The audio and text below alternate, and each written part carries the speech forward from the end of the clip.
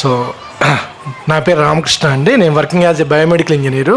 So మా పిల్లలు ఇద్దరు, అంటే మా పెద్ద బాబు 6th స్టాండర్డు, చిన్న బాబు 3rd స్టాండర్డు. సో ఇంత అంటే ఈ స్కూల్ ఒక విజను, అంటే మేము ఇలాంటి స్కూల్ కావాలి అని చెప్పేసి మా మేడం నేను సెర్చింగ్లో ఉన్నాం. లాస్ట్ 3-4 ఇయర్స్ నుంచి సెర్చింగ్లో ఉన్నాం మేము. బట్ మేము ఎక్స్పెక్ట్ చేసిన దానికన్నా ఎక్కువగా, అంటే భారతి మేడం కావచ్చు, సౌభాగ్య మేడం కావచ్చు, స్టాఫ్ నాగభూషణం గారు అందరూ కూడా వాళ్ళ విజన్, అంటే ప్రతి స్కూల్కి ఒక విజన్ మిషన్ ఉంటుంది. బట్ వీళ్ళ విజన్ మిషన్ అనేది ఫస్ట్ ఇయర్లోనే మాకు అర్థమైంది యాజ్ ఏ పేరెంట్స్గా. ఎందుకంటే పేరెంట్ టీచర్ మీటింగ్ పెడతారు. మేము ఇంతకుముందు ఎక్స్ స్కూల్లో వెళ్ళాము, అంటే తప్పు పట్టట్లేదు ఎక్స్ స్కూల్ని. బట్ అక్కడ ఏంటంటే ఓన్లీ మార్క్స్, ర్యాంకు ఇంతే. బట్ పిల్లవాడు అసలు తనకి లెర్నింగ్ ఏం నేర్చుకుంటున్నాడు అనేది క్వశ్చన్ మార్క్గా ఉంది. లెర్నింగ్లో ఎర్నింగ్ ఉంది అనే విషయం కూడా అర్థం కాదు.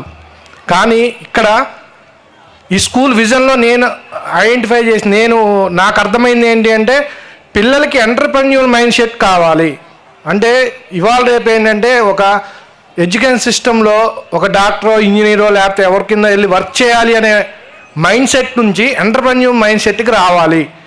అలా రావాలి అంటే ఇలాంటి ఎడ్యుకేషన్ సిస్టము, ఇలాంటి స్కూల్స్ రావాలి. సో అది నాకు చాలా వండర్ఫుల్గా అర్థమైంది. సో దానికన్నా ముందు ఈ స్కూల్ ఫస్ట్ స్టార్ట్ చేసిన తర్వాత పేరెంట్స్ అండి, ఎవరైతే ఈ స్కూల్లో పిల్లల్ని జాయిన్ చేయించి పేరెంట్స్ ఉన్నారో వాళ్ళందరూ కూడా చాలా అదృష్టవంతులు. ఎందుకంటే మేము అలా అయితే ఎక్స్పెక్ట్ చేసామో వాళ్ళు మేబీ ఎక్స్పెక్ట్ చేసి ఉండొచ్చు. బట్ దానికి 100% రీచ్ అయ్యి ఉంది స్కూలు. సో మా పిల్లల్లో ఆ మార్పు అనేది మేము అబ్జర్వ్ చేసాం. సో ఎక్కువ టైం లేదు కాబట్టి నేను ఎంతో మాట్లాడదాం అనుకున్నాను. బట్ చాలా తక్కువ టైం ఉంది. స్పీకర్స్ చాలా పెద్దవాళ్ళు ఉన్నారు, నేను చాలా చిన్నవాడిని. Thank you for giving this opportunity. Thank you.